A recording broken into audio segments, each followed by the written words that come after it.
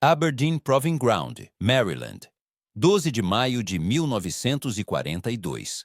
Uma névoa cinza agarrava o campo de testes. 5 soluções antitanque diferentes se alinharam para uma prova única e brutal. Acertar um Panzer III alemão a 100 jardas. Velocidade real. Blindagem real. Sem desculpas.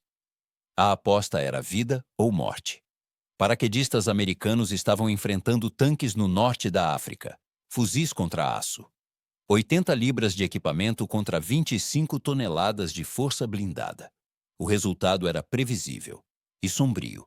O morteiro de haste britânico Piat foi o primeiro. 32 libras de engenharia engenhosa e molas pesadas. Uma teoria promissora, uma realidade exigente. Errou. O programa americano de granada de fuzil veio em seguida, a ogiva M10. Meses de testes por trás dela. Uma ideia elegante no papel. Errou. Mais 3 projetos, cada um endossado por especialistas e respaldados por empresas contratadas. Precisos, complexos, muita confiança. Pouco resultado prático. Errou. Errou. Errou. Então um tenente jovem se aproximou carregando algo que parecia um pedaço de tubo. Miras de arame de cabide. Um gatilho elétrico caseiro. Sem usinagem fina. Sem ótica delicada. Um tubo grosseiro envolto em ambição. Parecia ridículo. A comissão de avaliação chamou aquilo de arriscado demais. Completamente impraticável. Uma ideia estúpida. 5 foguetes. 5 acertos limpos, diretos, repetíveis, incontestáveis. Feito com sucata. Custava quase nada. Antes do pôr do sol, os telefonemas iam correr rápido. Ao anoitecer, o general George Marshall ordenaria 5.000 unidades. No fim da guerra, um lançador rejeitado ia transformar a infantaria leve em caçadora de tanques.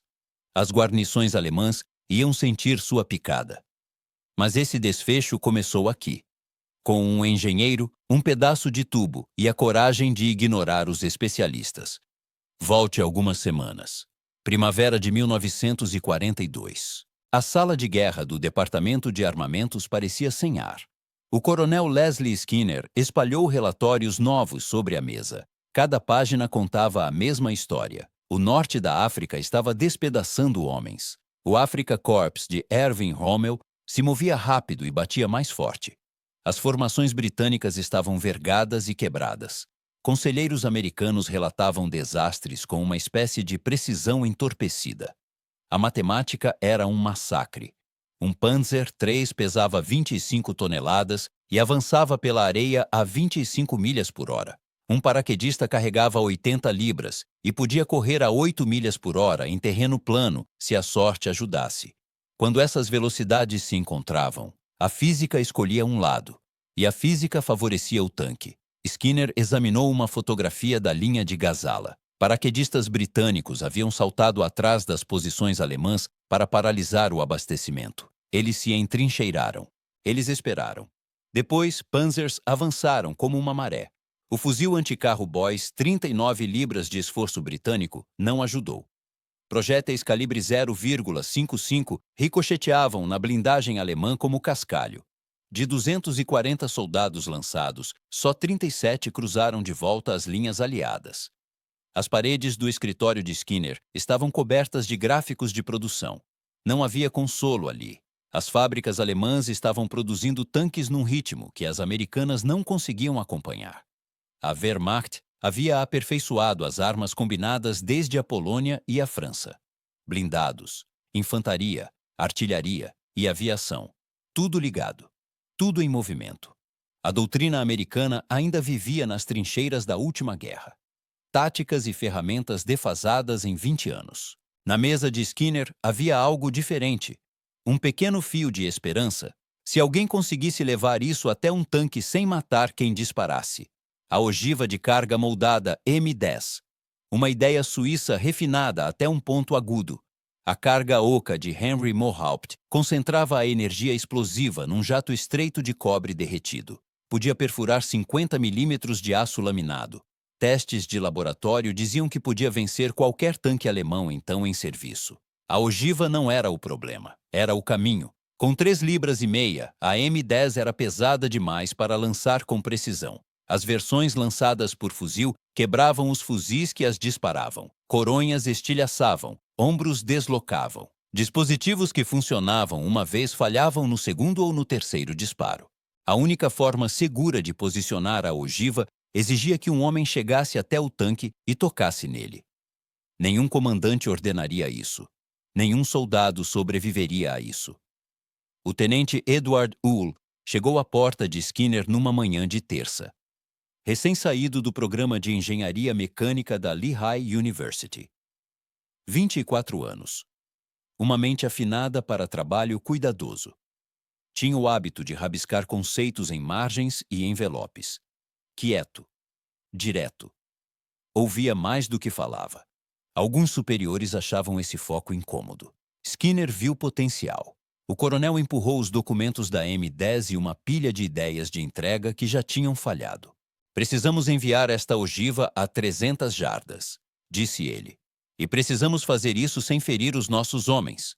Tudo que tentamos ou não alcança longe o bastante, ou não é confiável. Uhl mergulhou. Tentou cada ângulo que podia achar. Lançadores por fuzil. Recuo demais. Coronhas estilhaçavam. Operadores se machucavam.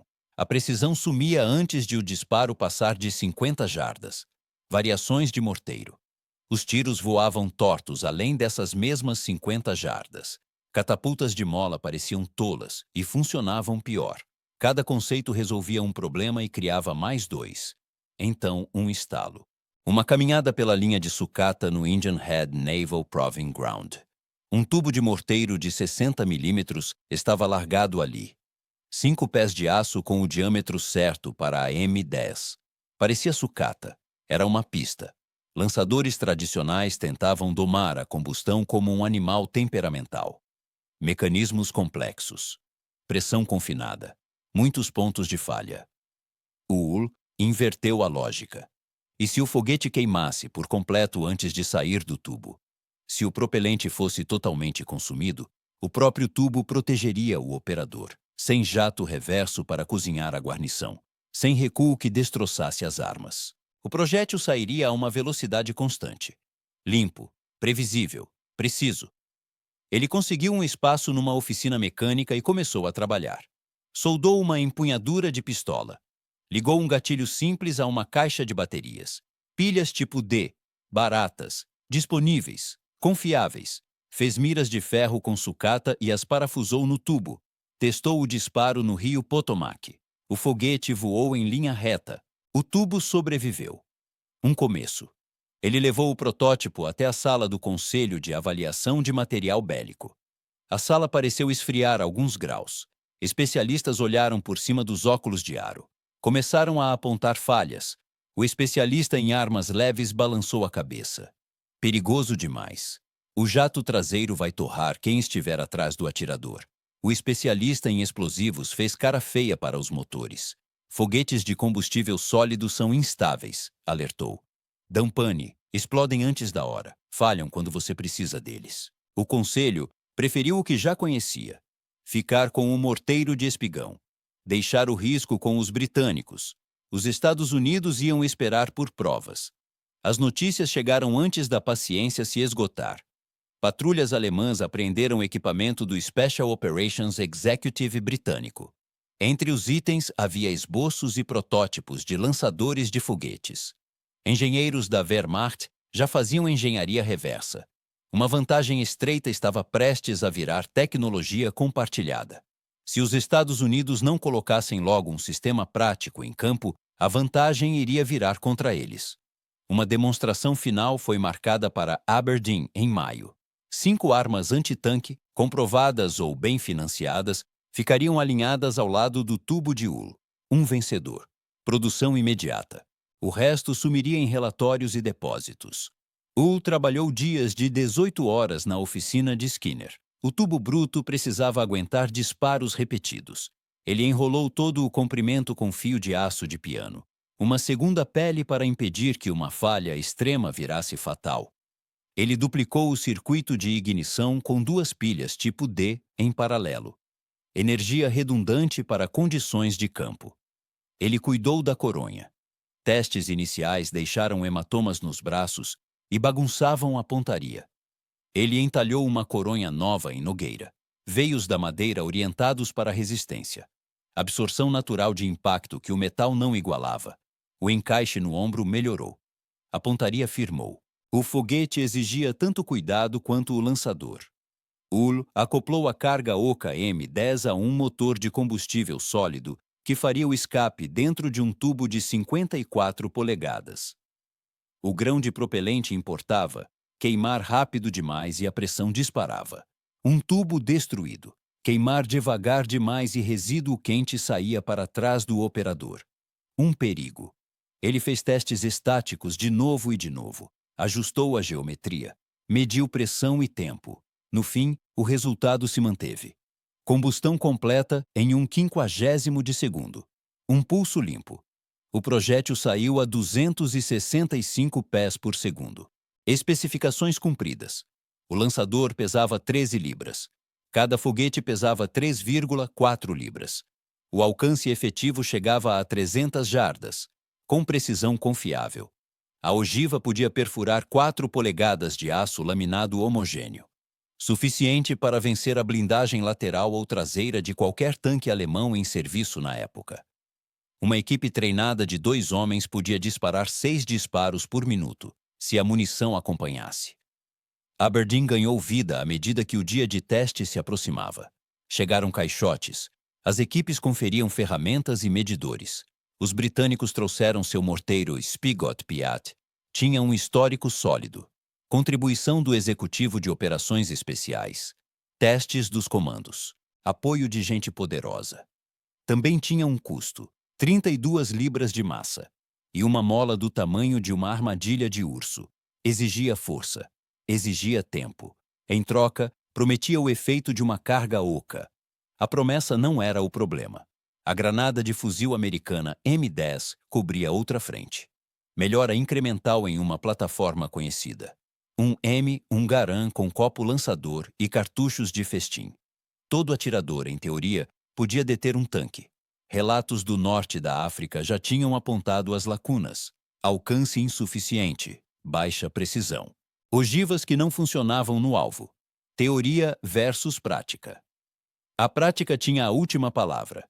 3 sistemas experimentais de contratantes de alto perfil completavam o grupo. Linhas elegantes, peças bem usinadas, combustíveis e ligas exclusivos, sistemas de mira com mostradores e retículos, desempenho de laboratório que impressionava, robustez em campo ainda não comprovada. O lançador do Hull parecia algo feito debaixo de uma lona num estacionamento. Um tubo de aço, uma empunhadura, um gatilho. Miras simples, sem materiais especiais, sem cálculos sob estresse. Mire no instinto, dispare no interruptor. Parecia simples demais para funcionar. Mentes treinadas associavam complexidade à capacidade. O tubo ficou ali e esperou. As regras da avaliação eram diretas. Cada sistema teria 5 disparos contra um alvo em movimento, 100 jardas. Um Panzer III capturado cruzaria o campo a 15 milhas por hora. Velocidade real, ruído de fundo real. Sem alvos parados. Sem desculpas. 12 de maio chegou com céu limpo e sem vento. Hull chegou cedo ao campo de tiro. Más notícias esperavam. As miras cuidadosamente usinadas estavam tortas e retorcidas na caixa. O manuseio bruto transformou precisão em sucata. Faltando poucas horas para a demonstração, ele ligou para Skinner e começou a buscar ferramentas. Não havia o bastante. Skinner olhou para o tubo e deu de ombros. Precisamos de miras que funcionem, não de miras bonitas. Eles vasculharam. Um cabide de arame, um prego curto, fita. Entortaram o arame num anel frontal e achataram o prego até virar um poste traseiro rústico. Amarraram os 2 ao tubo. Parecia ridículo, era suficiente. Os presentes se acomodaram. Major-General Gladion Barnes, chefe de pesquisa e engenharia do Ordnance do Exército, ficou de prancheta na mão e expressão cautelosa.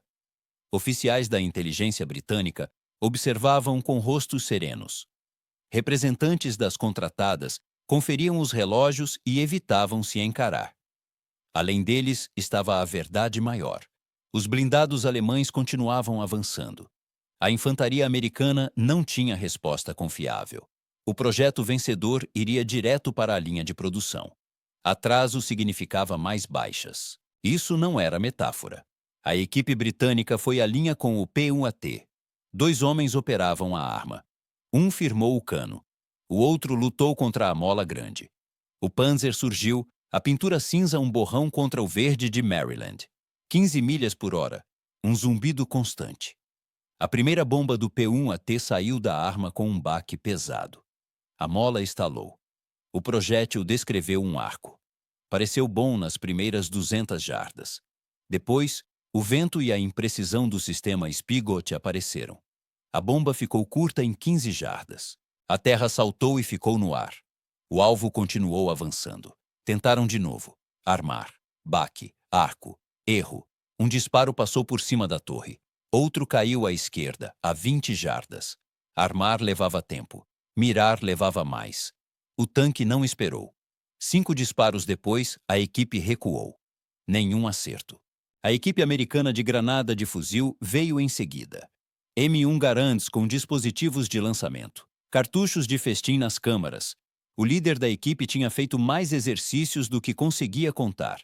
Assumiu a posição e atirou. A granada saiu com um empurrão violento. O arco foi baixo no começo. Depois desviou. O disparo caiu curto e à esquerda, a carga oca cravando na areia e abrindo em flor, inútil. Os disparos seguintes atrapalharam mais do que ajudaram. Uma coronha rachou. A madeira não suportou o esforço repetido. O ombro do sargento ficou roxo debaixo da jaqueta. A mira dele vacilou. 2 disparos finais caíram mais perto. Ainda não bastou. Ainda fora do alvo. As armas das empresas contratadas não mudaram a tendência. Seus sistemas de mira eram delicados. Sob pressão, pareciam caprichosos e lentos. Seus materiais avançados economizavam peso no papel, não do jeito que importava. Seus combustíveis iam bem na bancada. O campo de tiro não era a bancada. 5 tiros, 5 erros, vez após vez. Ao meio-dia, o placar era sombrio. Armas antitanque, 0. Tanque em movimento, 5. Os oficiais sussurraram entre si. Chamaram o almoço. O apetite não apareceu. A delegação britânica foi para um canto quieto e fez anotações. Os empreiteiros olharam para o chão ou para o horizonte. Agora ninguém se gabava. Hull usou a pausa para conferir tudo o que podia. As miras de arame eram feias e estavam inteiras. O tubo de lançamento não mostrava trincas. O indicador de bateria marcava cheio. Os foguetes tinham sido inspecionados e reinspecionados. Ele passou as mãos pelo enrolamento de fio de aço de piano. Ele testou o gatilho. Ele respirou. Quando o general Barnes pôs o campo de tiro em ordem, Hull foi até a linha de tiro. O lança-foguetes se acomodou no ombro como se fosse dali. As miras improvisadas deram a ele um quadro simples, um anel e um ponto, um tanque no anel. O ponto no alvo. Sem cálculo, sem demora. O Panzer saiu de novo, 15 milhas por hora, um ronco constante do motor. Ele acompanhou o tanque e apertou o gatilho. O motor do foguete acendeu e queimou dentro do tubo num piscar. O projétil saiu com um estalo seco e voou reto. Sem curva exagerada, sem desvio. Acertou o Panzer em movimento em cheio e detonou. O campo de tiro ficou em silêncio por um instante. A fumaça pairou. Hull recarregou com mãos treinadas. Segundo tiro. Mesmo procedimento. Mesmo resultado. Voo reto. Impacto forte. Ele não se apressou e não parou. Terceiro tiro. Direto. Quarto tiro. Direto. Quinto tiro. Direto. 5 foguetes. 5 impactos. Não restou dúvida. Os oficiais baixaram ainda mais a voz. Então começaram as perguntas. Como ele lida com calor? Como treinar uma equipe? Quais são os modos de falha? De onde vamos conseguir as peças? O Hull respondeu ponto por ponto. Construção simples. Ferramentas básicas. Pilhas comuns. Enrolamento de arame para segurança. Coronha de madeira para conforto e controle. Uma equipe de 2 homens aprende o procedimento em poucos dias. A manutenção é simples. A ogiva já estava no estoque. O general Barnes não fez discursos. Ele se afastou com propósito. Telefonemas foram feitos. No início da noite, o general George Marshall ordenou a produção imediata de 5.000 lança-foguetes. As linhas de montagem receberiam os desenhos pela manhã. A logística abriria corredores. A urgência era uma correnteza de maré. Ninguém resistia a isso. As implicações eram maiores do que um bom dia no estande de tiro. Um infante leve agora tinha uma arma que podia tirar de um tanque sua vantagem, não de uma distância ilusória, de um alcance que importava no combate. Uma ogiva que ficara sobre mesas agora tinha um meio de lançamento que funcionava. Confiável, repetível, barato, simples de construir, simples de usar.